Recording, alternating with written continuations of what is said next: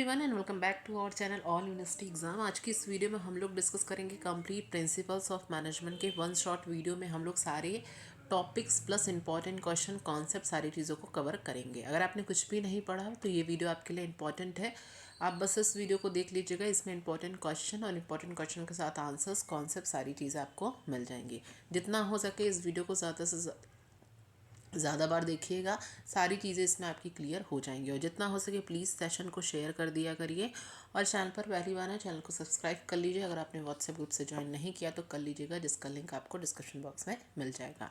Principle of management की बात करें तो इसको लेके काफ़ी बच्चे परेशान थे कि मैम इसका वन शॉट वीडियो, तो चलिए स्टार्ट करते हैं। इसके अलावा आपको नोट्स PDF जो भी चीज़ें चाहिए, जो भी क्लासेस की, क्योंकि रिवीजन जब तक आप रिवीजन नहीं करोगे किसी भी चीज़ का तो आप जितना भी पढ़ लो कोई मतलब नहीं है। तो एक बार वीडियो दो से तीन बार आप वीडियो को ज़रूर देखें, ठीक है, स्पीड को बढ़ा के 2x स्पीड पे। और इसके अलावा या तो क्लासेस के साथ आप नोट्स प्रिपेयर कर सकते हो, इसके अलावा आप जो भी चीज़ें पढ़ो उसको रिवीजन ज़रूर करो, बिना रिवाइज आपकी चीज़ें नहीं क्लियर होंगी। तो चलिए स्टार्ट करते हैं। प्रिंसिपल ऑफ मैनेजमेंट में सबसे पहला क्वेश्चन आपके लिए यही इंपॉर्टेंट बनता है कि what is the management, explain the nature and significance of the management.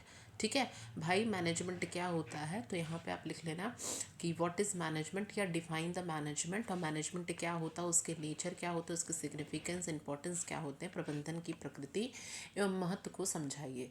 तो मैनेजमेंट की सबसे पहले मीनिंग को देख लेते हैं, आपको अपने एग्जाम में क्या लिखनी है। तो मैनेजमेंट में सबसे पहले इसकी मीनिंग को आप एग्जाम में समझाओगे कि मैनेजमेंट का जो सिंपल सा मीनिंग क्या होता है कि management is the process of planning, organising, staffing, directing and controlling the efforts of people to achieve the organisational goals efficiently and effectively.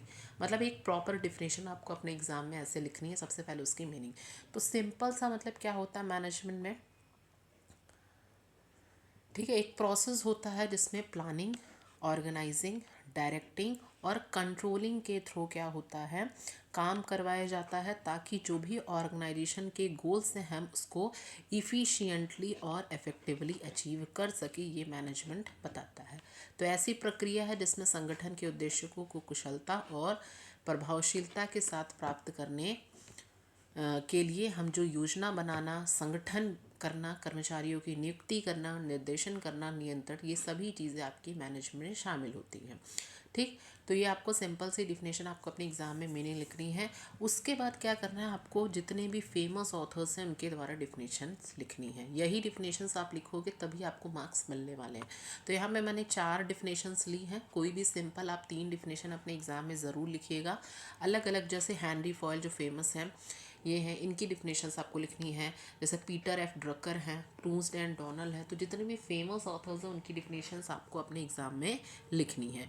तो सबसे पहले अगर हम यहाँ पर परिभाषाएं की बात करें तो प्रबंधन की परिभाषाएं, सबसे पहले हेनरी फॉयल ने क्या डिफिनेशन दी कि मैनेजमेंट क्या है, to manage is to forecast and plan, to organise, to command, to coordinate and control.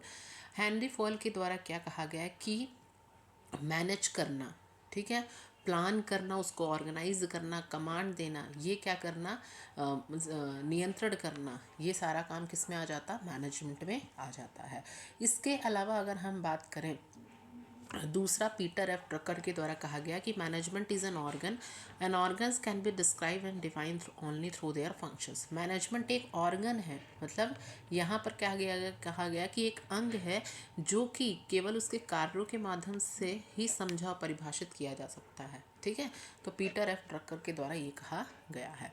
Next definition दी गई है मैरी पार्कर फॉलेट के द्वारा कि management is the art of getting through things done through others, जो लोगों के माध्यम से कार्य करवाने की कला है।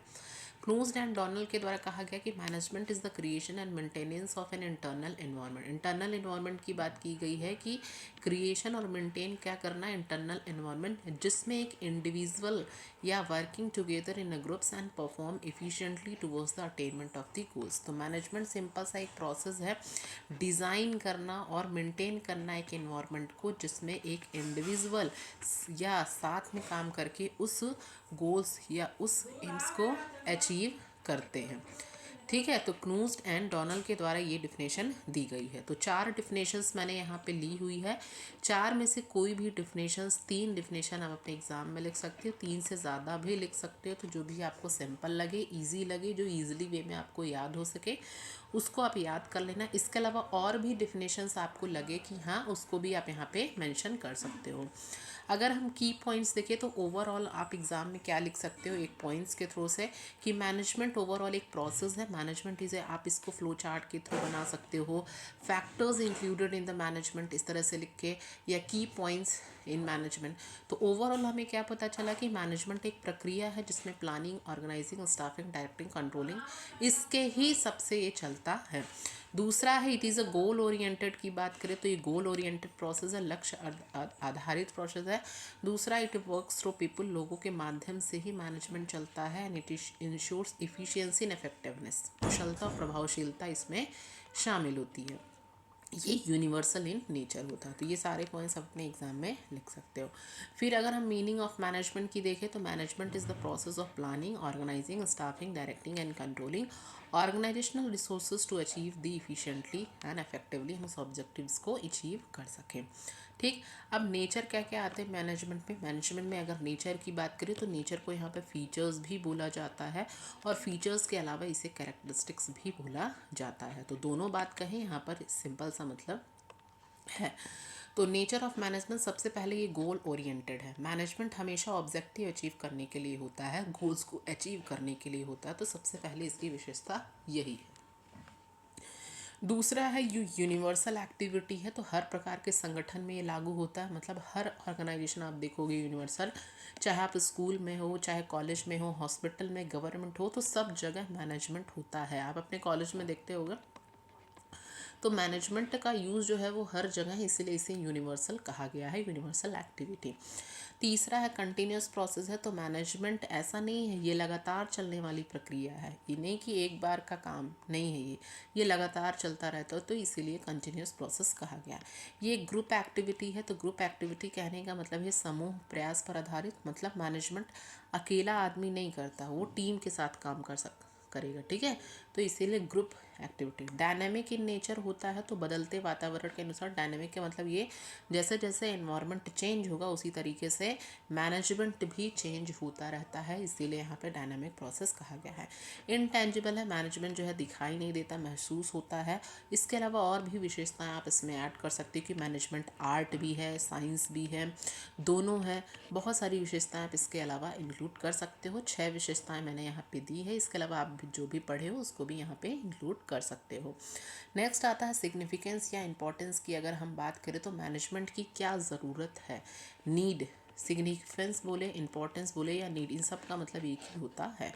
तो पहला इसकी ज़रूरत मैनेजमेंट की होती है कि ये ऑर्गेनाइजेशनल गोल्स की प्राप्ति करता है। ऑर्गेनाइजेशनल गोल्स का मतलब मैनेजमेंट से ऑर्गेनाइजेशन अपने गोल्स से अचीव करती है। पहला ये हो गया। दूसरा एफिशिएंसी बढ़ाता है। ठीक है, तीसरा है कोऑर्डिनेशन, ग्रोथ सोसाइटी। तो ओवरऑल अगर हम देखें तो मैनेजमेंट जो है, जो टाइम, मनी, मैन पावर का बेस्ट यूज़ होता है। प्रॉपर प्लानिंग और डायरेक्शन से ही प्रोडक्टिविटी बढ़ती है, वेस्ट और डुप्लीकेशन कम करती है। ठीक है, तो मैनेजमेंट ऑर्गेनाइजेशन को फ्यूचर के लिए रेडी करता है। तो ये सारी उसकी इंपॉर्टेंस आती हैं। अब फंक्शंस काफ़ी इंपॉर्टेंट है, क्योंकि इंडिविजुअल जो भी इसके फंक्शंस हैं मैनेजमेंट के, वो आपसे यही पूरा मतलब पूरा आपका सिलेबस है। प्लानिंग, ऑर्गेनाइजिंग, स्टाफिंग, डायरेक्टिंग, यही पूरा आपका सिलेबस है। ठीक, तो इसको बहुत अच्छे से आपको पढ़ना है। फंक्शंस ऑफ मैनेजमेंट के, प्रबंध के कार्य क्या क्या हैं। तो जो मैनेजमेंट के फंक्शंस होते हैं are the basic activities which is perform by the managers to achieve the organisational goals efficiently. जो मैनेजमेंट के कार्य होते हैं वो बेसिक ऐसी एक्टिविटीज़ होते हैं जो मैनेजर्स के द्वारा परफॉर्म किए जाते हैं ताकि वो ऑर्गेनाइजेशनल गोल्स को इफ़िशिएंटली उसका यूज़ कर सके। पहला होता है प्लानिंग। तो हम लोगों ने पढ़ा कि पहला क्या करेंगे, कोई भी आप काम करने जाते हो तो आप सबसे पहले प्लानिंग करते हो। तो प्लानिंग सबसे पहला काम होता है मैनेजमेंट का, योजना बनाना। तो planning is deciding in advance what to do, how to do and when to do and who will do it. तो योजना बनाना कि भविष्य में क्या करना है, कैसे करना, कब करना और कौन करेगा, सबसे पहला ये क्या होता है, करने की प्रक्रिया होती है। तो इसमें हम क्या सेट करते हैं, गोल सेट करते हैं, फॉरकास्टिंग, डिसीजन मेकिंग, फ्यूचर के लिए ऑब्जेक्टिव्स और एक्शन डिसाइड करना कि एक स्ट्रैटेजी बनाना, एक टारगेट सेट करना, एक बजट प्रिपेयर करना, ये सबसे पहला इसमें फंक्शंस आता है मैनेजमेंट में। ठीक है, अब प्लानिंग के स्टेप्स भी आते हैं, तो अभी इसको आगे हम लोग डिटेल में पढ़ेंगे। दूसरा आता है ऑर्गेनाइजिंग, संगठन करना। तो ऑर्गेनाइजिंग क्या है, तो ऑर्गेनाइजेशन का मतलब is the process of arranging the task, grouping activities and allocating authority and responsibility. तो संगठन करना, कार्य को व्यवस्था करना, गतिविधियों को समूह में बांटना तथा अधिकार उत्तरदायित्व सौंपने की प्रक्रिया है। तो ऑर्गेनाइजेशन का मतलब जो भी काम है, अब काम को हम क्या करेंगे, उसके अकॉर्डिंग राइट पर्सन को राइट जॉब पे रखेंगे। ठीक है, जो उनकी अथॉरिटी, जो उनकी रिस्पॉन्सिबिलिटी है, वो हम काम को डिवाइड करेंगे। तो उसका मतलब यहाँ पे ऑर्गेनाइजिंग हो गया। तो इसमें की पॉइंट्स क्या आ जाते हैं ऑर्गेनाइजेशन में, कि जो भी काम है उसको डिवीज़न ऑफ वर्क, ठीक है, राइट पर्सन को राइट जॉब देना। डिपार्टमेंटेशन, जो जो डिपार्टमेंट्स के लोग हैं उनको अथॉरिटी देना, अथॉरिटी रिस्पॉन्सिबिलिटी रिलेशनशिप। तो ये सारी चीज़ें इसमें आती हैं। उसके बाद क्या करेंगे, तीसरा आता है स्टाफिंग, कर्मचारी व्यवस्था। स्टाफिंग का मतलब यहाँ पर होता है, इसमें रिक्रूटमेंट होता है, selection, training, development and placement of employ. इसमें जो कर्मचारी व्यवस्था में कर्मचारियों की भर्ती करते हैं, उसको सिलेक्शन करते हैं, ट्रेनिंग देते हैं, उनको डेवलप करते हैं और एम्प्लॉयज़ को सेलेक्ट करते हैं। यहाँ पे तो एम्प्लॉयज़ की रिक्रूटमेंट, सिलेक्शन, ट्रेनिंग और डेवलपमेंट किया जाता है स्टाफिंग में। तो recruitment, training, development, performance and appraisal. चौथा आता है डायरेक्टिंग, निर्देशन करना। तो निर्देशन करने का मतलब यहाँ पर सिंपल सा क्या हुआ, तो directing is the process of guiding, supervising, motivating and leading employ to achieve goals. Directing में क्या होता है, एम्प्लॉयज़ हैं, जो भी एम्प्लॉयज़ हैं हम उनको क्या करेंगे, एम्प्लॉयज़ को गाइड करेंगे भाई, उनको मोटिवेट करेंगे, उनको सुपरवाइज करना। अब उसमें क्या क्या चीज़ें आती हैं, तो supervision, motivation, leadership and communication, ये सारी चीज़ें उनको इसमें शामिल होती हैं। और पांचवा होता है कंट्रोलिंग, जो लास्ट प्रोसेस होता है फंक्शन मैनेजमेंट का, कंट्रोलिंग, नियंत्रण करना। तो controlling is the process of ensuring that actual performance matches the plan performance. जो आपने प्लानिंग की थी, प्लान किया था, तो आप उस एक्चुअल परफॉर्मेंस क्या वो हुआ कि नहीं, तो ये क्या आ जाता है कंट्रोलिंग। ठीक है, परफॉर्मेंस चेक करना और डेविएशंस को करेक्ट करना, मतलब एक्चुअल और जो आपने प्लान परफॉर्मेंस का कंपैरिजन करना। तो इसमें स्टेप्स काफ़ी पूछे जाते हैं, स्टेप्स को अभी आगे हम लोग आगे की वीडियोस में डिटेल में समझेंगे इसी वीडियो में। तो थोड़ा बहुत देख लेते हैं। स्टैंडर्ड्स को सेट करना, सबसे पहले परफॉर्मेंस को मेज़र करना, comparing with the standards and corrective action. तो ये सारे के सारे स्टेप्स आपके इसमें शामिल होते हैं। ओवरऑल अगर आप डायग्राम के थ्रू समझाना चाहते हो, तो पहला आता है प्लानिंग, दूसरा होता है ऑर्गेनाइजिंग, तीसरा होता है स्टाफिंग, डायरेक्टिंग, कंट्रोलिंग। इस तरह के डायग्राम भी आप अपने एग्ज़ाम में बना सकते हो। नेक्स्ट क्वेश्चन आता है, क्वेश्चन नंबर 2 काफ़ी इंपॉर्टेंट है अगर हम यहाँ पर बात करें तो, explain the approaches of management. ठीक, अब यहाँ से तो एक क्वेश्चन तो बनेगा ही आपके एग्ज़ाम में, प्रबंध के विभिन्न दृष्टिकोण को समझाइए। अब इसमें से बहुत सारे अप्रोचेस आपके एग्ज़ाम में हैं, लेकिन जो आपको पढ़ने वो चीज़ें हम लोग इसमें डिस्कस करेंगे। अप्रोचेस ऑफ मैनेजमेंट की बात करें तो जो मैनेजमेंट के अप्रोच का मतलब होता है कि मैनेजमेंट को समझने, एक्सप्लेन करने और अप्लाई करने के अलग अलग तरीके होते हैं। ठीक है, तो अप्रोचेस का मतलब यही होता है कि उसको समझने, एक्सप्लेन और अप्लाई करने के जो तरीके होते हैं उसी को हम मैनेजमेंट अप्रोचेस बोलते हैं। अब इसमें कौन कौन से अप्रोचेस जो होते हैं, हर अप्रोच जो है मैनेजमेंट के किसी एक इम्पॉर्टेंट एस्पेक्ट पर फोकस करता है। ठीक है, अब कौन कौन सी चीज़ें आपको एग्ज़ाम में मेन अप्रोचेस जो होते हैं मैनेजमेंट के पढ़ने हैं, तो देखो यहाँ पे दिया क्लासिकल अप्रोच, जो कि आपकी स्ट्रक्चर एफिशिएंसी पर जोर देता है।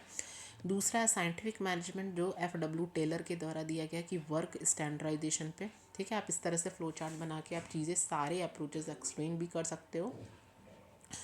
तीसरा है एडमिनिस्ट्रेटिव अप्रोच, जो कि प्रिंसिपल्स और फंक्शंस की बात की गई है। चौथा है ह्यूमन रिलेशन अप्रोच, जो कि वेरी इंपॉर्टेंट है।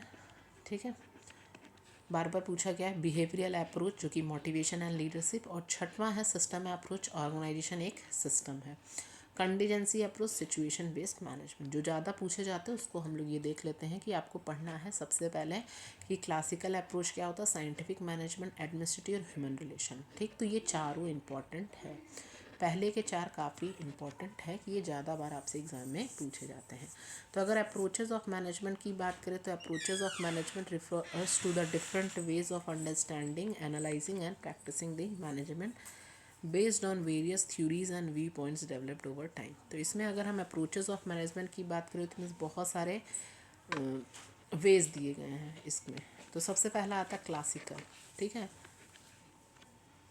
क्लासिकल अप्रोच, इसको हिंदी में अगर बोलें तो परंपरा। तो the classical approaches focus on efficiency, formal organisation, structure and division of work, औपचारिक संगठन संरचना और कार्य विभाजन पर बल देता है। तो इस किस पे फोकस करता है? तो सिर्फ वर्क इफिशिएंसी पे फोकस करता है। ये चीज़ें आपको बस जाननी है। किसकी बात की जाती है? वर्क इफिशिएंसी की बात की जाती है क्लासिकल अप्रोच, ठीक है। इसमें जो मेन थिंकर्स जो दिए गए थे, प्रमुख विचारक F.W. टेलर, जो कि हमने आपको बताया साइंटिफिक मैनेजमेंट। हेनरी फॉयल की बात करें तो एडमिनिस्ट्रेटिव मैनेजमेंट। तीसरा मैक्स वेबर के द्वारा ब्यूरोक्रेसी, ठीक है। तो मेन थिंकर्स इसमें दिए गए थे। इसकी विशेषता ये है कि इम्पेसिस ऑन प्रोडक्टिविटी, वर्क का साइंटिफिक एनालिसिस करना, इसके अलावा division of work, formal rules and procedures को अप्लाई करना, सेंट्रलाइज अथॉरिटी। ये लिमिटेशंस ये हैं कि ह्यूमन फैक्टर्स को इसमें जो भी हैं उसको इग्नोर किया जाता है।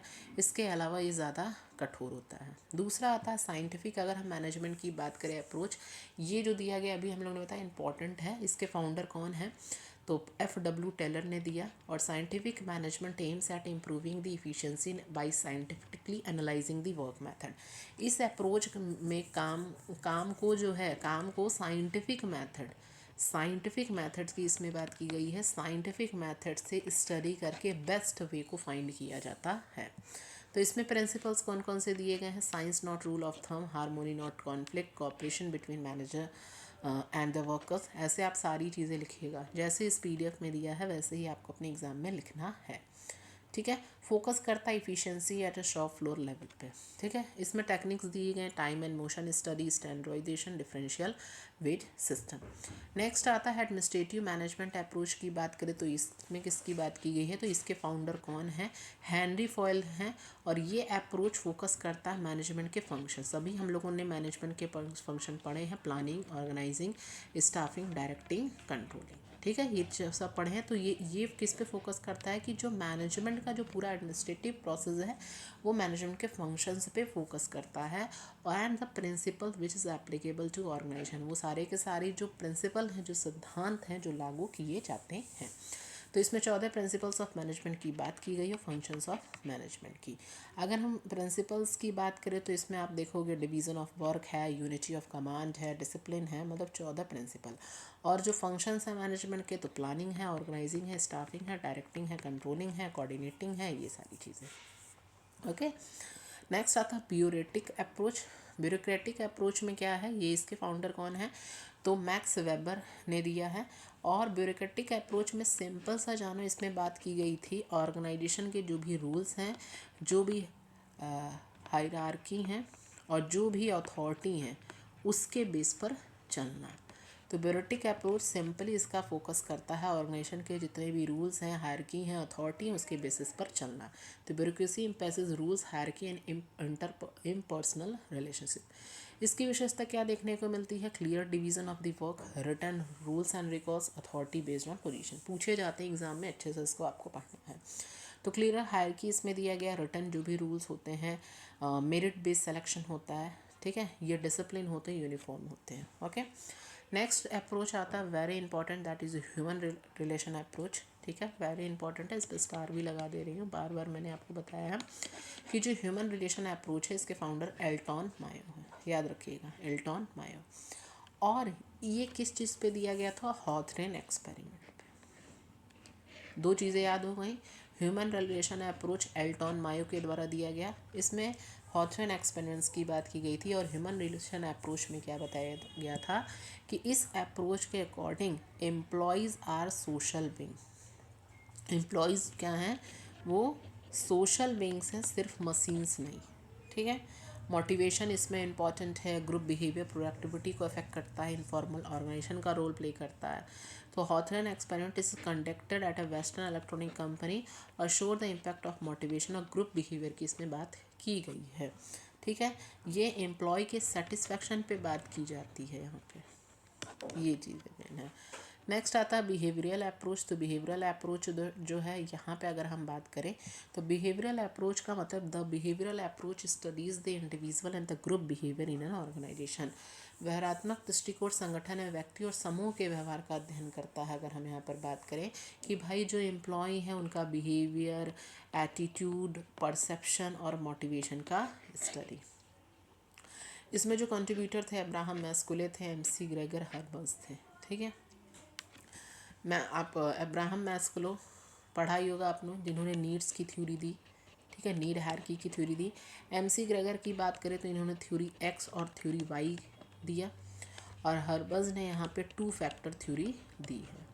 अब ये जो भी थ्योरी हैं very very very very important, जितना इंपॉर्टेंट कहो कम ही है, क्योंकि आपसे पूछा जाता है कि मैस्कुले के द्वारा कौन सी थ्योरी दी गई थी उसको बताइए, एमसी ग्रेगर के द्वारा या हर्बर्स के द्वारा। तीनों थ्योरीज काफ़ी इंपॉर्टेंट है, अभी अभी हम लोग उसको अच्छे से देख लेंगे। नेक्स्ट आता है सिस्टम अप्रोच। तो सिस्टम अप्रोच में की बात करें तो management have use as a system of interrelated facts. ठीक है, एक दूसरे से रिलेटेड ही हैं, जैसे input, process, output and feedback. Contingency approach की बात करें तो कंटीजेंसी में क्या बताया गया कि there is no one best way to management depends on situation. तो परिस्थितियों पर डिपेंड करता है। अब इसमें क्या है, जैसे इन्वायरमेंट, टेक्नोलॉजी, साइज ऑर्गेनाइजेशन के अकॉर्डिंग। ठीक, तो ये चीज़ है। क्वेश्चन नंबर 3 आता है आपके लिए important, discuss the contributions of Taylor, Fayol and Barnard. ये चीज़ें की गई हैं। अब देखो यहाँ पे तीनों इंपॉर्टेंट है, क्योंकि तीनों आपसे एग्ज़ाम में पूछ सकता है और पूछेगा ही आपसे एग्ज़ाम में। ठीक, चलिए इसको समझ लेते हैं। तो डिस्कस द कंट्रीब्यूशन ऑफ, तो टेलर, फेलोर एंड बर्नर्ड ने योगदानों की चर्चा कीजिए। तो एफ.डब्ल्यू. टेलर की अगर हम यहाँ पर बात करें तो मैनेजमेंट का डेवलपमेंट में F W. Taylor, Henry Fayol and Chester Barnard ने बहुत ही इंपॉर्टेंट कंट्रीब्यूशन दिया। तो एफ.डब्ल्यू. टेलर ने क्या दिया, scientific management, time and motion studies, standardisation, differential based system. वहीं पे हेनरी फॉयल ने 14 प्रिंसिपल ऑफ मैनेजमेंट और 5 फंक्शंस ऑफ मैनेजमेंट दिए गए, और चेस्टर बर्नर्ड के द्वारा कि ऑर्गेनाइजेशन एक कोऑपरेटिव सिस्टम है, इसके अलावा इंपॉर्टेंस ऑफ कम्युनिकेशन। ठीक, ये चीज़ें दी गई। अब इसमें देख लो भाई एग्ज़ाम में आपको क्या लिखना है। तो कंट्रीब्यूशन ऑफ, सबसे पहले अगर हम यहाँ पर बात करें कंट्रीब्यूशन ऑफ एफ.डब्ल्यू. टेलर के द्वारा, तो एफ.डब्ल्यू. टेलर को क्या कहा जाता है, father of scientific management. F W. Taylor is known as the father of scientific management, वैज्ञानिक प्रबंध का जनक कहा जाता है। मेन कंट्रीब्यूशन की बात करें तो यहाँ पे दिया गया साइंटिफिक मैनेजमेंट में Taylor introduce scientific methods to improve work efficiency and productivity. Taylor ने यहाँ पर ट्रेडिशनल रूल ऑफ थंब को रिजेक्ट करके साइंटिफिक स्टडी ऑफ वर्क पर ज़्यादा फोकस किया, ताकि इससे इफ़िशियंसी और प्रोडक्टिविटी का प्रयोग किया जाए। अब प्रिंसिपल्स ऑफ साइंटिफिक मैनेजमेंट की बात करें तो science not rule of thumb, harmony not dis conflict, cooperation not individualism, development of each workers, ये सारे इसके प्रिंसिपल्स दिए गए। इसके अलावा टेक्निक्स की बात करें तो टेक्निक्स कौन कौन सी चीज़ें आ जाती हैं, time and motion study, standardisation of the work, इसके अलावा functional foremanship, differential piece rate system, ये सारी इसकी टेक्निक्स में आ जाती हैं। तो बेसिकली फोकस मेन था कि यहाँ पे इफ़िशियंसी और प्रोडक्टिविटी पे। उसके बाद आता है contribution of Henry foil. Henry foil का कंट्रीब्यूशन देखें तो कंट्रीब्यूशन, हेनरी फॉयल को यहाँ पर फादर ऑफ एडमिनिस्ट्रेटिव मैनेजमेंट कहा जाता है, प्रशासनिक प्रबंधन का जनक कहा जाता है। तो जो मैनेजमेंट एक यूनिवर्सल प्रोसेस है जो एप्लीकेबल होता है हर लेवल पे, इन्हें फादर ऑफ एडमिनिस्ट्रेटिव। और फंक्शंस ऑफ मैनेजमेंट की बात करें तो फेलर ने यहाँ पर 5 फंक्शंस ऑफ मैनेजमेंट दिए गए थे। और कौन कौन से हैं 5 basis of functions, planning, organising, commanding, coordinating and controlling, ये सारे के सारे आपके फंक्शंस ऑफ मैनेजमेंट दिए गए हेनरी फॉयल के द्वारा। इन्होंने 14 प्रिंसिपल्स ऑफ मैनेजमेंट दिए गए। हो आपसे एग्ज़ाम में कोई भी प्रिंसिपल उठा के भी एग्ज़ाम में पूछ सकता है कि भाई डिसिप्लिन की बात इसमें की गई है, यूनिटी ऑफ कमांड का मतलब क्या है, या यूनिटी ऑफ डायरेक्शन क्या है, तो इसको भी आपको अच्छे से पढ़ना है, कोई भी इंडिविजुअल भी उठा के पूछ सकता है। तो unity of command important principles को देख लेते हैं। Unity of direction, division of work, authority and responsibility, discipline. Scalar chain क्या होता है? यूनिटी ऑफ कमांड तो इंडिविजुअल भी यहाँ पे पूछ सकता है। तो इम्पॉर्टेंस इसकी यही है कि ये जो कॉन्ट्रीब्यूशन दिया गया ये यूनिवर्सल है, अप्लीकेबल है, सभी संगठनों पर ये लागू होते हैं। नेक्स्ट कॉन्ट्रीब्यूशन आया यहाँ पे ऑफ चेस्टर बर्नर्ड के द्वारा। तो इसमें किस चीज़ की बात की गई थी? इन्हें बोला जाता है, चेस्टर बर्नर्ड को, father of modern organisation theory. याद रखिएगा, एग्जाम में लिखिएगा जो जो की पॉइंट्स आपको सबसे पहले लिखना है कि इनको क्या कहा जाता है। Barnard is known as the behavioural and system approach of management की बात करें या father of modern economic theory की बात करें, इन्हें कहा जाता है। यहाँ पे बताया गया कि जो ऑर्गेनाइजेशन है वो कोऑपरेटिव सिस्टम है ह्यूमन बींग्स का। तो Barnard viewed as organisation as a system of cooperation among people. B इसमें दिया गया कि concept of authority acceptance. Authority is the effective only जब एक्सेप्टेड किया जाए सबऑर्डिनेट्स के द्वारा। तो बर्नर्ड के अकॉर्डिंग जो है यहाँ पर बताया गया कि अथॉरिटी तभी इफेक्टिव होती है जब वो सबऑर्डिनेट्स जो है यूजर्स एक्सेप्ट करें। फंक्शंस ऑफ एन एग्जीक्यूटिव क्या काम है? तो इसमें कम्युनिकेशन मेंटेन करना, एसेंशियल सर्विसेज को सिक्योर करना और ऑर्गेनाइजेशनल पर्पस को फॉर्मुलेट करना, संगठनात्मक उद्देश्य को निर्धारित करना। इनफॉर्मल में देखो कि इस पे बर्नर्ड ने यहाँ पर इनफॉर्मल ग्रुप्स के इम्पोर्टेंस को हाईलाइट किया है। मेन फोकस बस इतना समझो, ये बर्नर्ड ने फोकस किस पे किया? Human cooperation. इतना बस आप याद रख लोगे तो एग्जाम में लिख लोगे। Human cooperation, communication and leadership,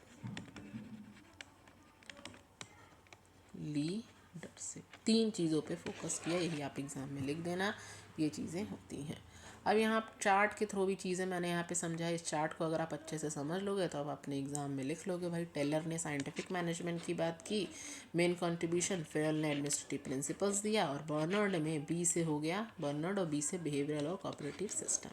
Taylor ने एफिशिएंसी ऑफ वर्क मेथड्स पे बात की है, फेलर ने फंक्शंस एंड प्रिंसिपल्स पे, और बर्नर्ड ने ह्यूमन बिहेवियर और अथॉरिटी पे। ठीक है। नेक्स्ट क्वेश्चन आपके एग्जाम के लिए आता है इंपॉर्टेंट फंक्शंस ऑफ मैनेजर्स। काफ़ी पूछा जाता है कि explain the functions of managers.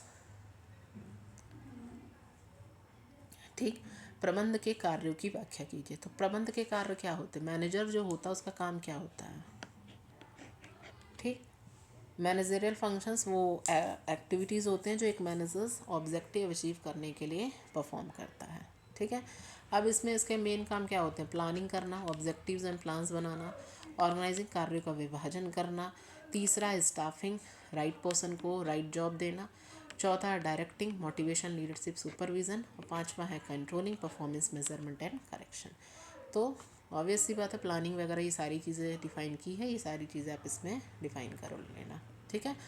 Organising में क्या करेंगे? वर्क को डिवाइड करेंगे, उनके अथॉरिटी और रिस्पॉन्सिबिलिटी को। प्लानिंग में हम सबसे पहले फ्यूचर के ऑब्जेक्टिव्स को डिसाइड करेंगे। स्टाफिंग में सही पर्सन को रिक्रूट सेलेक्शन करेंगे, ट्रेन करेंगे।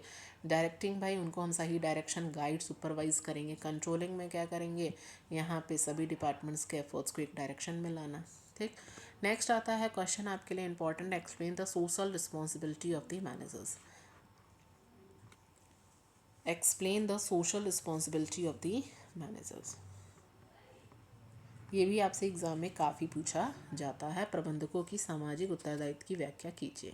तो मैनेजर्स आर रिस्पॉन्सिबल टूवर्ड्स। तो सोशल रिस्पॉन्सिबिलिटी का मतलब यहाँ पर क्या होता है? काफ़ी पूछा जाता है एग्जाम में। तो सोशल रिस्पॉन्सिबिलिटी का मतलब है एक मैनेजर जो होता है, या एक मैनेजर सिर्फ जो प्रॉफिट के बारे में नहीं सोचता। ऐसा नहीं कि उसको सिर्फ प्रॉफिट कमाना है, बल्कि वो सोसाइटी, एम्प्लॉय, कंज्यूमर्स, गवर्नमेंट और इन्वायरमेंट के प्रति अपनी रिस्पॉन्सिबिलिटी समझे। तो क्या क्या सोशल रिस्पॉन्सिबिलिटी है एक मैनेजर की तरफ? तो मैनेजर्स को बिजनेस डिसीजन लेते वक्त समाज के हित, वेलफेयर ऑफ सोसाइटी में भी ध्यान रखना चाहिए। तो अगर हम रिस्पॉन्सिबिलिटी टूवर्ड्स एम्प्लॉय की बात करें तो जो भी एम्प्लॉय हैं उनको फेयर वेजेस देना, सेफ़ और हेल्दी वर्किंग कंडीशंस प्रोवाइड करना। अगर एम्प्लॉय हैप्पी है तो ऑब्वियस सी बात है बेटर प्रोडक्टिविटी होगी। उनको ट्रेनिंग देना, उनके कैरियर डेवलपमेंट के बारे में सोचना, जॉब सिक्योरिटी, ये सारी चीज़ें। दूसरा आता है कंज्यूमर तो क्या रिस्पॉन्सिबिलिटी है कंज्यूमर के प्रति, कंज्यूमर के प्रति क्या रिस्पॉन्सिबिलिटी है अगर हम यहाँ पर बात करें तो पहला आता है यहाँ पे क्वालिटी प्रोडक्ट। ठीक है, जो भी हम प्रोडक्ट या सर्विसेज दें वो गुड क्वालिटी के होने चाहिए। इसके अलावा रीज़नेबल प्राइस पे होने चाहिए, कोई मिसलीडिंग एडवर्टाइजमेंट नहीं होना चाहिए, आफ्टर सेल सर्विसेज प्रोवाइड की जानी चाहिए। ठीक, तो तीसरा होता है सोसाइटी, टुवर्ड्स दी सोसाइटी की तरफ है। तो यहाँ पे एम्प्लॉयमेंट एंड वेलफेयर की बात करें तो एम्प्लॉयमेंट अपॉर्चुनिटीज़ को क्रिएट करना, सोशल वेलफेयर एक्टिविटीज़ जैसे एजुकेशन, हेल्थ हो गया, सोशल एक्सप्लॉयटेशंस को अवॉइड करना, तो बिजनेस सोसाइटी से का भी एक पार्ट होता है। नेक्स्ट आता है रिस्पॉन्सिबिलिटी टुवर्ड्स गवर्नमेंट की बात करें तो taxes and law, so laws and regulations का प्लान, टैक्सेस का टाइमली पेमेंट करना, लीगल रिपोर्टिंग और डिस्क्लोजर और करप्शन से दूर रहना। इन्वायरमेंट की बात करें तो pollution control, waste management, natural resources का प्रॉपर यूज़, तो ये सारे रिस्पॉन्सिबिलिटीज़ होती हैं। नेक्स्ट है अगर हम यहाँ पर बात करें तो एक्सप्लेन वैल्यूज़ इन मैनेजमेंट। जो वैल्यूज़ होते हैं मैनेजमेंट में वो यहाँ पे किस चीज़ की बात की जा रही है। सो सबसे पहले जो वैल्यूज़ होते हैं वो मैनेजरियल बिहेवियर, जो भी वैल्यूज़ इन मैनेजमेंट का मतलब यहाँ पर क्या हुआ कि एक सेकेंड, वो जो मॉरल प्रिंसिपल्स बिलीव्स, स्टैंडर्ड्स जो मैनेजर्स के डिसीज़न, बिहेवियर और लीडरशिप स्टाइल को गाइड करते हैं, उसकी बात की जा रही है इसमें वैल्यूज़ की।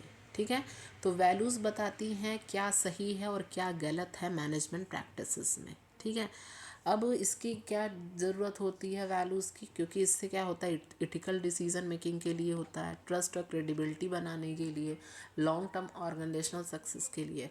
अब इसमें भी बहुत टाइप्स आते हैं, जैसे इथिकल वैल्यूज़ हो गए, इसके अलावा आपकी सोशल वैल्यूज़ हो गए, फिर economic values, human values, professional values. ठीक है, ये चारों वैल्यूज़ इसमें आते हैं, इंडिविजुअल भी आपसे एग्ज़ाम में पूछे जाते हैं। Honesty, integrity, transparency, fairness, social justice, accountability, तो वैल्यूज़ लॉन्ग टर्म सक्सेस सुनिश्चित कर। तो इथिकल वैल्यूज़ जो हो गए राइट और रॉन्ग बिहेवियर से होते हैं।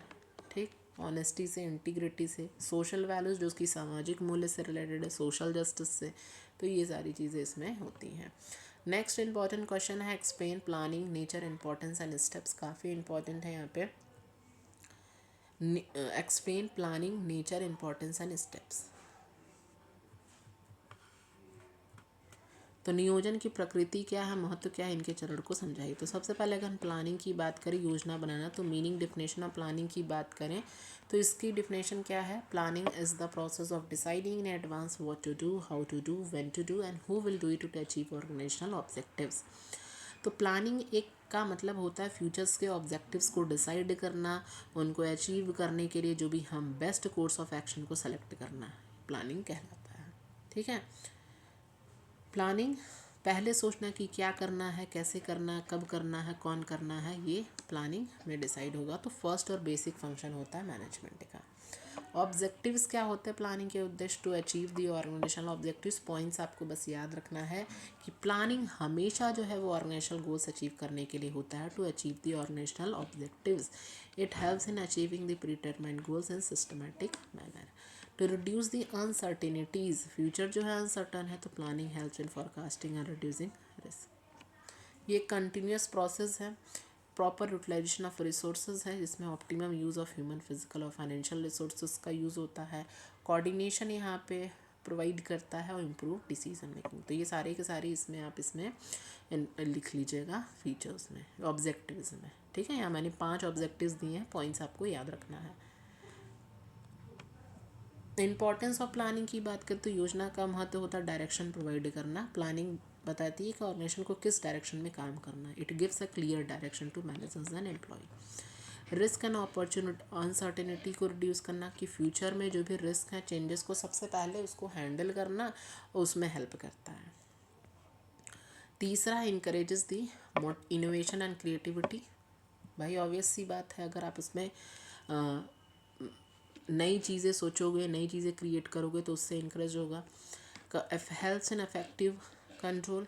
ठीक है, standard set in planning becomes the basis of control. Efficiency और इकोनॉमी को इम्प्रूव करना है, रिसोर्सेज का जो भी है बेस्ट यूटिलाइजेशन होता है, डिफरेंट डिपार्टमेंट्स के एफर्ट्स को कोऑर्डिनेट करता है। तो ये सारी चीज़ें यहाँ पे होती हैं, फैसिलिटेट्स कोऑर्डिनेशन। नेक्स्ट आता है लिमिटेशंस। अब भाई यहाँ पे कुछ अच्छाइयाँ हैं तो कुछ बुराइयाँ भी हैं, तो प्लानिंग की उसकी देख लेते हैं हम लोग यहाँ पे, ठीक है। एक सेकेंड। हाँ, पहला तो लैक ऑफ एक्यूरेसी, ठीक। Planning is based on forecast which में नॉट ऑलवेज, हमेशा नहीं कि वो सही नहीं हो सकते हैं। टाइम कंज्यूमिंग प्रोसेस है, इसमें आपको टाइम और एफर्ट लेने हैं। तीसरा है costly affairs. Planning involves expenses, research analysis पे खर्च होते हैं। रिगिड नेचर का होता है, resistance to change, false sense of security. तो ये सारी चीज़ें इसमें आती हैं। नेक्स्ट क्वेश्चन आता है decision making. Decision making is the key step in planning, explain.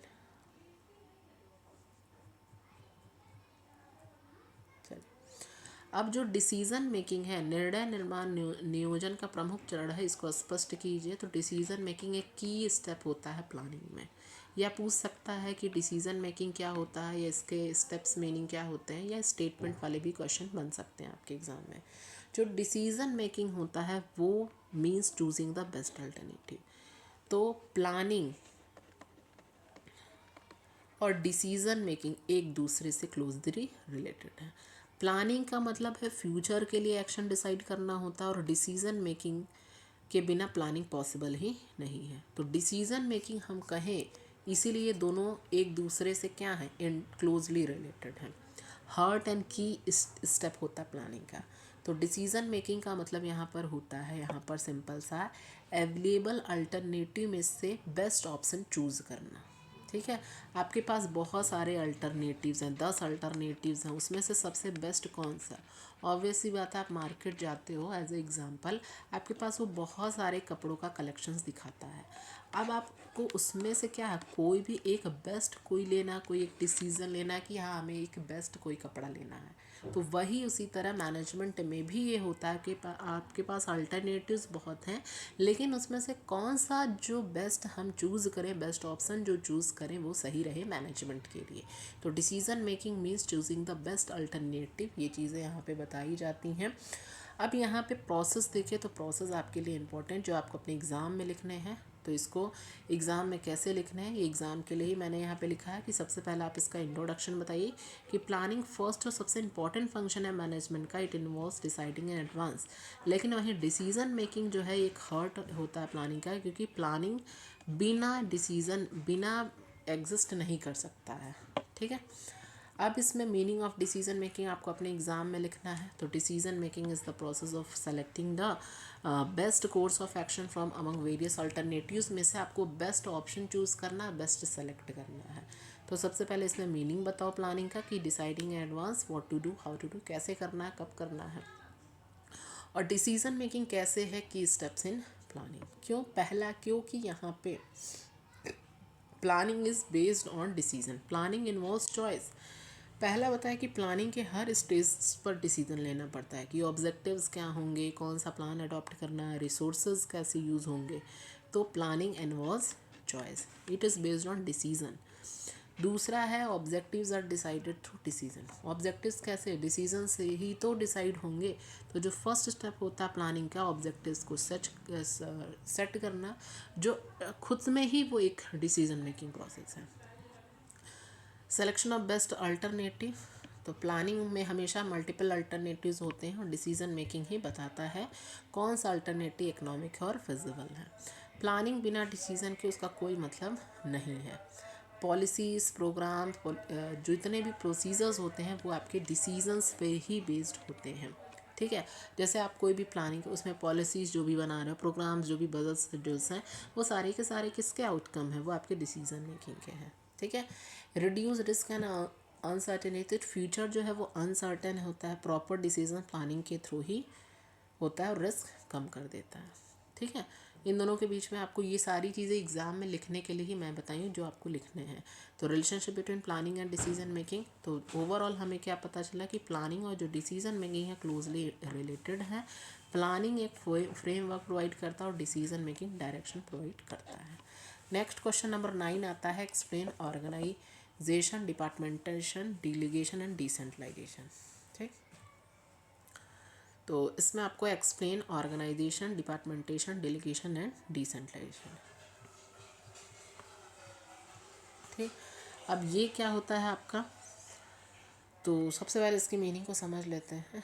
Organisation हम लोगों ने पढ़ा है, अब इस ऑर्गेनाइजेशन में ही तो हम लोग काम को क्या कहते हैं, डिवाइड करते हैं, उसके अथॉरिटी, उसके डिपार्टमेंटेशन के अकॉर्डिंग। तो ऑर्गेनाइजेशन का मतलब होता है प्लानिंग के बाद काम को सिस्टमेटिकली अरेंज करना। ऑर्गेनाइजेशन का मतलब क्या हुआ, वर्क को डिवाइड किया जाता है, अथॉरिटी असाइन की जाती है, रिस्पॉन्सिबिलिटी फिक्स की जाती है। तो ये चीज़ है, structure of authority and the responsibility. Departmentation में उसके फंक्शन के बेसिस पे, प्रोडक्ट, जियोग्राफिकल, कस्टमर के बेसिस पे डिवाइड करते हैं। और डेलीगेशन में आपकी 3 चीज़ें शामिल होती हैं, authority, responsibility and accountability. Decentralisation का मतलब लोअर लेवल्स को जब हम अथॉरिटी देते हैं तो उसे हम डिसेंट्रलाइजेशन यहाँ पे बोलते हैं। तो सबसे पहले मीनिंग समझ लेते हैं। यहाँ पे ऑर्गेनाइजेशन का एग्जाम में क्या लिखना है, तो ऑर्गेनाइजेशन का भी हम लोगों ने बताया कि एक इंपॉर्टेंट फंक्शन होता है जो दूसरा फंक्शन होता है। इसमें identification of the activities, grouping of task, assigning duties, establishing authority responsibility relationship बताता है। काम को डिवाइड करना, उनको असाइन करना, रिस्पॉन्सिबिलिटी फिक्स करना ऑर्गेनाइजेशन का यहाँ पे काम होता है। एग्ज़ाम में ये डिफिनेशन आपको लिखनी है जो मैंने यहाँ पे दी है। डिपार्टमेंटेशन का मतलब यहाँ पर क्या होता है, तो departmentation is the process of grouping related activities into separate departmentation. मतलब होता है जो सिमिलर एक्टिविटीज़ को एक डिपार्टमेंट्स में ग्रुप करना, सिमिलर एक्टिविटीज़ को एक डिपार्टमेंट। अब इसमें आपके तो is the process of grouping related activities को एक सेपरेट डिपार्टमेंट्स में हम उसको करेंगे। किन किन बेसिस पर डिपार्टमेंटेशन किया जाता है, तो यहाँ याद रख लो, फ्लो चार्ट के थ्रू आपको चीज़ें समझानी है। तो सबसे पहला आता है फंक्शनल डिपार्टमेंट के फंक्शंस के बेसिस पर, प्रोडक्शन, मार्केटिंग, फाइनेंस के, एचआर के बेसिस पर। दूसरा प्रोडक्ट डिपार्टमेंटेशन के, प्रोडक्ट के बेसिस पर, जैसे कि सोप का डिवीज़न अलग, शैम्पू का डिवीज़न अलग, तो डिफरेंट प्रोडक्ट्स हैंडल पर डिफरेंट डिपार्टमेंट्स के द्वारा देखे जाते हैं। तीसरा आता है जियोग्राफिकल, मतलब एरिया वाइज। जियोग्राफिकल का मतलब जैसे north, south, east, west, area के बेसिस पर जब। और चौथा आता है customer departmentation, different departments for different customers. ठीक है, रिटेल हो गया, होल सेल हो गया, तो कस्टमर टाइप के बेसिस पर। इसके क्या क्या फ़ायदे हैं, तो फ़ायदे देख लो। स्पेशलाइजेशन होगा, अच्छा बेटर कोऑर्डिनेशन होगा और इफेक्टिव कंट्रोल होगा। दूसरा आता है डिलीगेशन ऑफ अथॉरिटी। तो डिलीगेशन ऑफ अथॉरिटी क्या होती है उसको समझ लेते हैं। अधिकार का प्रत्योजन। तो delegation is the process by which a manager assign duties, grants authorities and create responsibility to subordinates. Delegation of authority का मतलब है अथॉरिटी जो होती है जब हम सब ऑर्डिनेट को डेलीगेट करते हैं, ट्रांसफ़र करता है ताकि काम जो है इफ़िशेंटली हो सके। तो जब हम अथॉरिटी को सबऑर्डिनेट को ट्रांसफ़र करना ताकि काम जो है इफ़िशेंटली हो सके, उसे हम डेलीगेशन ऑफ अथॉरिटी कहते हैं। तो वर्क के साथ पावर भी देना डेलीगेशन है। तो इसमें 3 चीज़ें आती हैं डेलीगेशन में, एक अथॉरिटी, अधिकार, दूसरा है रिस्पॉन्सिबिलिटी, अकाउंटेबिलिटी। तीनों इंपॉर्टेंट है, ये तीनों इसके एलिमेंट है। अथॉरिटी का मतलब क्या हुआ, काम करने का राइट। हिंदी में लिख दे रही हूँ, काम करने का राइट, ताकि ईजिली समझ में आ जाए। रिस्पॉन्सिबिलिटी का मतलब यह हुआ काम कंप्लीट करने का ऑब्लिगेशन। जैसे मैंने आपको काम दिया कि हाँ जितनी बार हो सके आप पढ़ लेना, तो ये आपकी क्या हो गई, एक रिस्पॉन्सिबिलिटी हो गई कि जो आपको टास्क मिला है, जो आपकी रिस्पॉन्सिबिलिटी है कि उसको जितनी बार हो सके हम उसको रिवाइज करें। अकाउंटेबिलिटी का मतलब फाइनल आंसरबिलिटी। ठीक, अभी आगे भी इसको अच्छे से समझ लेते हैं। Importance of delegation. डेलीगेशन के इम्पॉर्टेंस यही है कि मैनेजर्स को वर्कलोड कम होता है, एम्प्लॉय डेवलपमेंट होता है, फास्ट डिसीजन मेकिंग होता है, ये चीज़ें। तीसरा आता है डिसेंट्रलाइजेशन, विकेंद्रीकरण, जिसे हम हिंदी में बोलते हैं। तो decentralisation refers to the systematic delegation of the authority at all levels of management. Decentralisation का मतलब होता है डिसीजन मेकिंग पावर का टॉप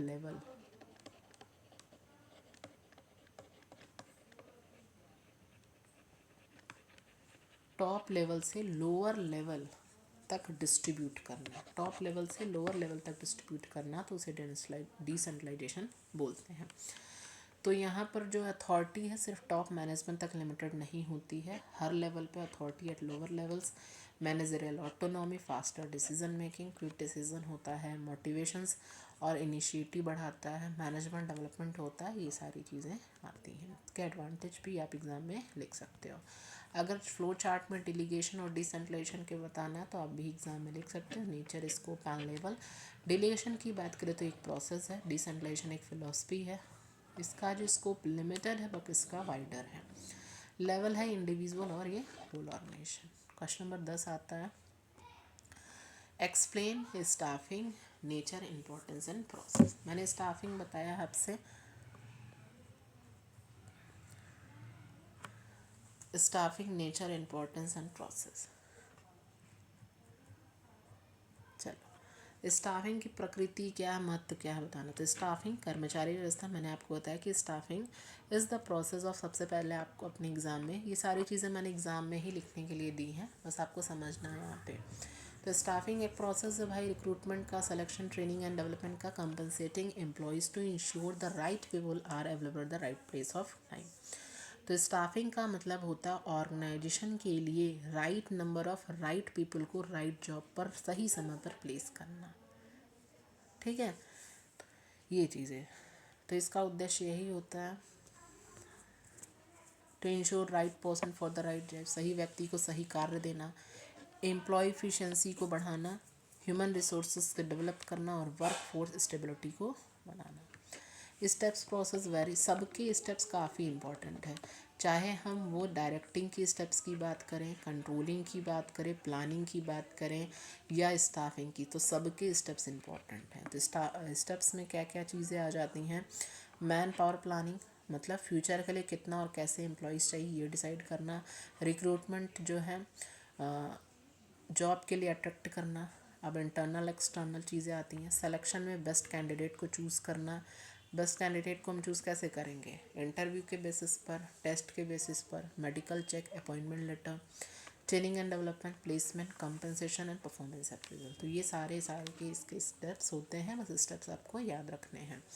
नेक्स्ट क्वेश्चन आता है, explain directing and motivation and it's theories. काफ़ी इंपॉर्टेंट है, अगर हम इसमें देखें तो मोटिवेशन और थ्योरीज इंपॉर्टेंट है। ठीक है,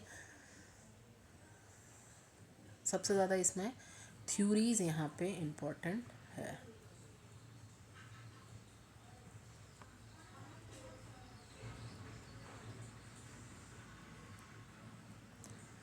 तो डायरेक्टिंग एंड मोटिवेशन देख लेते हैं। तो डायरेक्टिंग में देखें तो directing is the most important functions of management. इसमें क्या किया जाता है, एम्प्लॉयज़ को गाइड करना, सुपरवाइज करना, मोटिवेट और कम्युनिकेट करना, ताकि ऑर्गेनाइजेशनल ऑब्जेक्टिव्स को अचीव कर सके। यही डिफिनेशन इसमें दी गई है। इट इनिशिएट्स द एक्शंस, इसके अलावा ensure that employees work towards the achievement of organisational goals. और मोटिवेशन एक इंटीग्रल पार्ट होता है डायरेक्टिंग का, और इंकरेज करता है एम्प्लॉय की टू परफॉर्म बेटर। मीनिंग देख लो तो direction is the process of guiding, supervising, motivating and leading employees the organisational objectives can be achieve. इसमें एलिमेंट्स क्या क्या चीज़ें आती हैं, so supervision, communication, leadership and motivation, ये 4 एलिमेंट्स इसमें आती हैं। ठीक है, सुपरविज़न का मतलब क्या हुआ, एम्प्लॉयज़ के काम पर नज़र रखना और गाइडेंस देना। तो supervising means over seeking the work of subordinates to ensure proper performance, भाई निगरानी रखना ताकि कार्य सही तरीके से हो। कम्युनिकेशन, तो कम्युनिकेशन में भी आपसे एग्ज़ाम में पूछा जाता है, तो इसको याद रखिएगा कि कम्युनिकेशन क्या है, कम्युनिकेशन के एलिमेंट्स क्या हैं, ये भी काफ़ी इंपॉर्टेंट है। तो communication is the exchange of information between the superior and subordinates, information, structure और आइडियाज़ का एक्सचेंज। भाई leadership is ability to influence people to work willingly towards organisational goals. तो लीडरशिप का मतलब हुआ एम्प्लॉयज़ को इन्फ्लुएंस करना ताकि वो काम कर सकें। मोटिवेशन में देखें तो एम्प्लॉयज़ को काम के लिए इंस्पायर करना, मोटिवेट करना। ठीक, अब मोटिवेशन देख लो भाई, जो आपको एग्ज़ाम में लिखना है। तो motivation is the process of stimulating people to take action desired goals. Nature, ये एक तरह का कंटिन्यूस प्रोसेस है, साइकोलॉजिकल कॉन्सेप्ट है और गोल ओरिएंटेड है। टाइप्स ऑफ मोटिवेशन 2 तरह के होते हैं, एक फाइनेंशियल मोटिवेशन होता है, एक नॉन फाइनेंशियल। फाइनेंशियल में देखोगे तो वेजेस, सैलरीज, बोनस आते हैं। नॉन फाइनेंशियल में जैसे रिकॉग्निशन में जॉब सेटिस्फैक्शन, प्रमोशन और स्टेटस की बात की जाती है। इसके इम्पोर्टेंस ये है सारी चीज़ें। अब आता है इसमें इम्पोर्टेंस आपकी थ्योरीज, इसको तो आपको छोड़ना ही नहीं है, वेरी इंपॉर्टेंट है ये चीज़ें। मीनिंग ऑफ मोटिवेशन सबसे पहले बताना, जो भी थ्योरी दी जाएगी तो motivation is the process of stimulating people to take action to desired goals को अचीव करना। टाइप्स ऑफ मोटिवेशन दो बताई गई हैं, कंटेंट थ्योरीज एक, प्रोसेस थ्योरीज में। कंटेंट थ्योरीज ये बताते हैं तो लोगों को क्या प्रेरित करते हैं। तो सबसे पहला आता है इसमें मैस्कुलिन नीड हायरार्की थ्योरी, ये दिया गया था मैस्कुले के द्वारा दी गया था। नीड हायरार्की की थ्योरी दी गई थी अब्राहम मैस्कुलो के द्वारा, ये दिया गया था। और ये थ्योरी क्या बताई गई थी, Maslow suggest that human needs are arranged in an hierarchy, a person is motivated to satisfy lower level needs before moving to higher level needs. Human needs जो होते हैं एक हायरार्की में अरेंज होते हैं। सबसे पहले क्या चाहिए इंसान को, 5 लेवल ऑफ नीड्स की बताया गया, आवश्यकताओं के 5 स्तर। सबसे पहले साइकोलॉजिकल नीड्स, आपको सबसे पहले भोजन, पानी और वेतन, फूड, वाटर एंड सैलरी। दूसरा है सेफ्टी, जॉब सिक्योरिटी चाहिए। तीसरा है social needs, love and friendship, steam needs. और 5 सेल्फ एक्चुअलाइजेशन नीड्स की। तो एक नीड सेटिस्फाई होने के बाद क्या करते हो आप, नेक्स्ट नीड मोटिवेट करता है। आपके पास अगर फूड वाटर हो गया तो आपके पास जॉब चाहिए, जॉब के बाद आपके क्या चाहिए, सोशल नीड्स चाहिए, उसके बाद आपको एक स्टेटस चाहिए और एक सेल्फ डेवलपमेंट। तो ये पूरे 5 नीड्स बताए गए हैं, इसको आप फ्लो चार्ट में आपको एक्सप्लेन करना है कि यहाँ पे नीड्स की बात की गई है। ठीक, नेक्स्ट आता है थ्योरी हर्बस 2 फैक्टर थ्योरी। इन सब की थ्योरी को मैंने अलग अलग बहुत अच्छे से बताया हुआ है। ठीक है, हर्बर्स की 2 फैक्टर थ्योरी, तो 2 फैक्टर थ्योरी जो दी गई फ्रेडरिक हर्बर्स के द्वारा दी गई है, ऐसे आपको एग्जाम में लिखना है। इस थ्योरी में बताया गया, इन्होंने 2 फैक्टर्स की बात की हर्बर्स ने, एक हाइजेनिक फैक्टर्स की और एक मोटिवेटर्स की। तो हाइजेनिक फैक्टर्स में अगर बात करें तो इसमें आपकी salary, company policy, working conditions हैं। मोटिवेटर्स की बात करें तो इसमें आपका रिकॉग्निशन, अचीवमेंट, रिस्पॉन्सिबिलिटी। तो जो हाइजेनिक फैक्टर्स हैं डिससेटिस्फैक्शन रिमूव करते हैं, और मोटिवेशन जो होते हैं मोटिवेटर्स वो सेटिस्फैक्शन क्रिएट करता है। क्लियर है। एमसी ग्लैंड नीड थ्योरी की बात करें तो एमसी ग्लैंड नीड थ्योरी की बात करें तो इसमें थ्योरी एक्स और थ्योरी वाई की बात की गई। थ्योरी एक्स ये दिया गया डेविड एमसी ग्लैंड के द्वारा।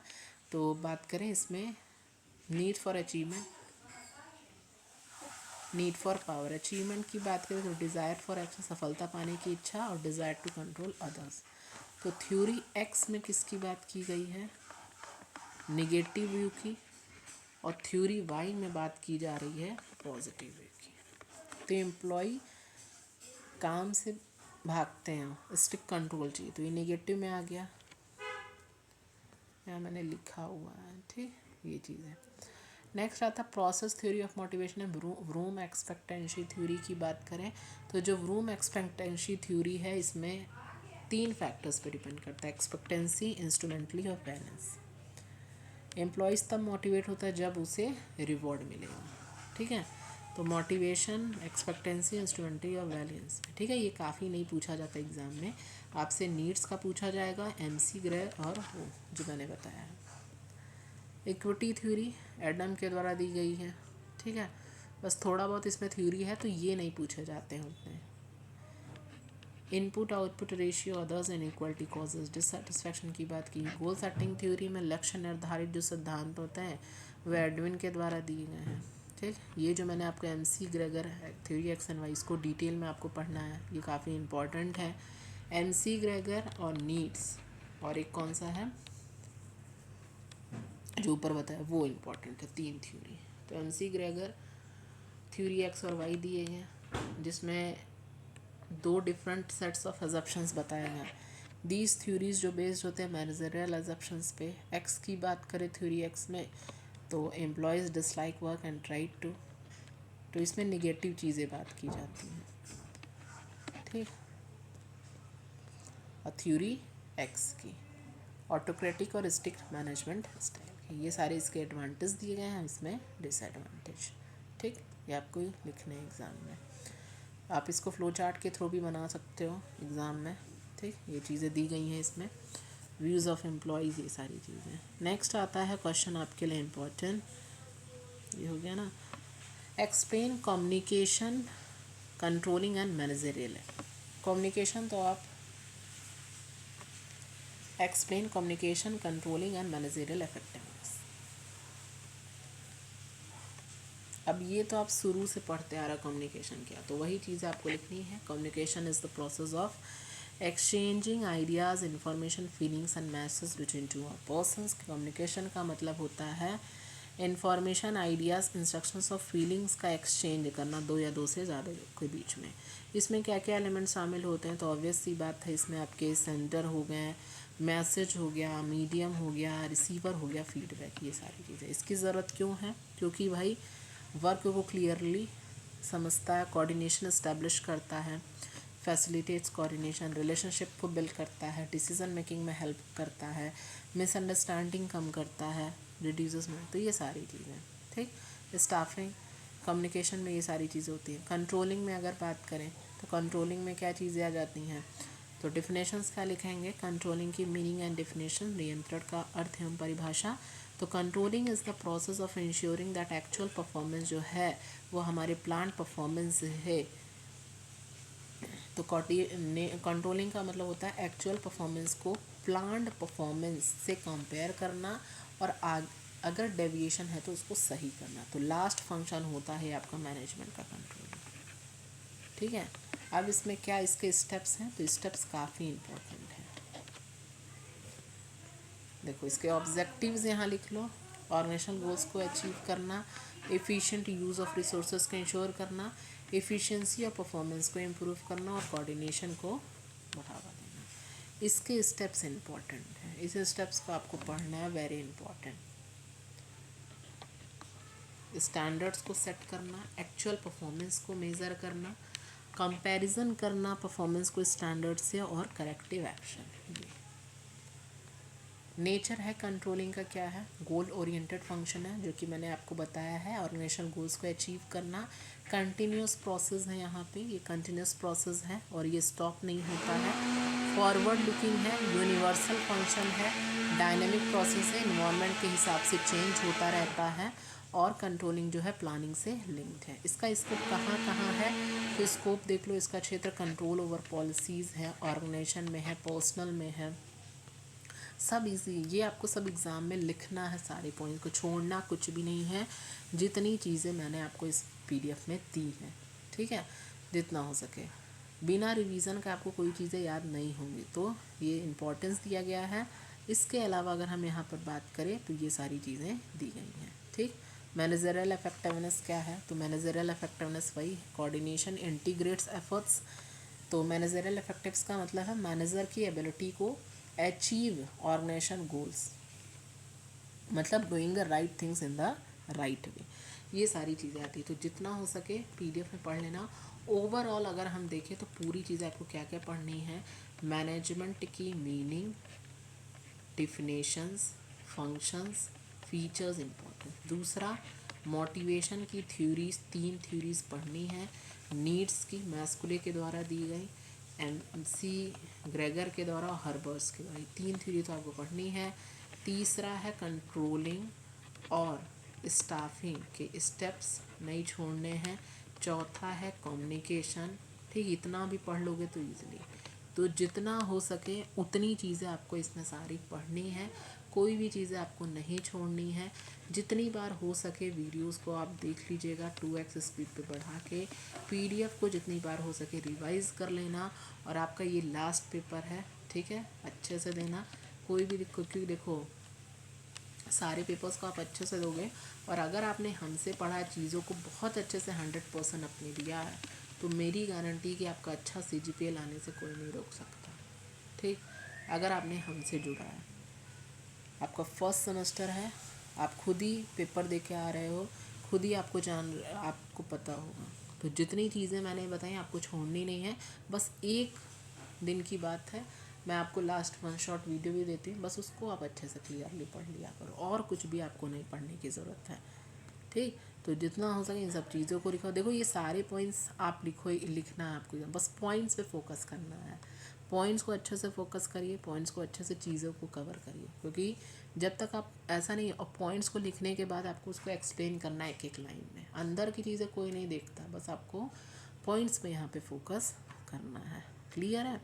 इसके अलावा ये सारे जो पॉइंट्स हैं कंट्रोलिंग के, इसके अलावा नेचर के, ठीक, उसको ऐसे आप ज़्यादा से ज़्यादा जैसे ऑब्जेक्टिव्स बता रहे हो तो ऑब्जेक्टिव्स ऐसे बताओ, ऑब्जेक्टिव्स ऑफ कंट्रोलिंग, इसको ऐसे एक पेज में आपने बता दिया 4 से 5 ऑब्जेक्टिव्स। आप एक एक लाइन में उसी पॉइंट्स को लिख के एक एक लाइन एक्सप्लेन कर दो बीच में, ठीक। फिर उसके प्रोसेस बता दो, उसके स्टेप्स बता दो, उसके ये सारी चीज़ें, तो ये सारी चीज़ें आप उसमें कवर कर सकते हो। और प्लीज़ जितने भी स्टूडेंट्स को अगर सेशन इंपॉर्टेंट है, हेल्पफुल है, तो प्लीज़ सेशन को लाइक और शेयर कर देना व्हाट्सएप ग्रुप से। अब आपका बीबीए सेकेंड सेमेस्टर की भी जो क्लासेस हैं उससे रिलेटेड सारी चीज़ें आपको मिल जाएंगी, ठीक है। क्लासेस वगैरह यूट्यूब पे चलेंगी, तो वो सारी चीज़ें आप यहाँ पे कवर कर सकते हैं। कोई भी डाउट है, क्वेरी है, कमेंट सेक्शन में पूछ लेना, व्हाट्सएप पे भी मुझे मैसेज कर देना।